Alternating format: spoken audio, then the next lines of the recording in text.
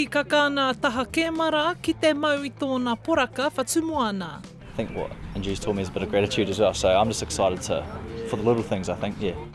Kei te whakamātau ia I te poraka kāinga hou, I whakarewahia I tēnei ata mō te tau heke mai nei. That's huge for us to learn the culture of our club that we play for, and yeah, and obviously they look cool too, so that's always a bonus. Te rātou ka hoki mai tēnā matekau ki te whira mō te kapa Whātumoana. Kāre kore, he manawa nui ia ki te tuku I te tahihua pai.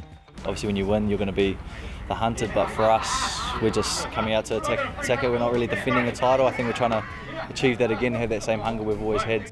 Ko haina noa Kemara me te kapa toa ki te tau 2028, aha koa I whara tōna turi I tēnei tau.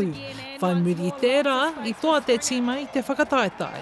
For us as 10s, I think our main sort of theme as a team is we compete against each other. Whoever's starting in round 1, I just know it'll be what's best for the team, and both of our sort of mindsets are whatever's best for the team.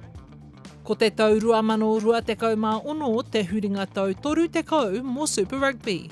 E tūohu ana te kai whakahoahoa o ngā poraka hou a Anzac Tasker ki te hītori o te kēmu me te tīma nei. E rere mai nā wawata o ia tangata o te tīma o Crusaders. Ko te mea nui ko te whakakotahi te tangata.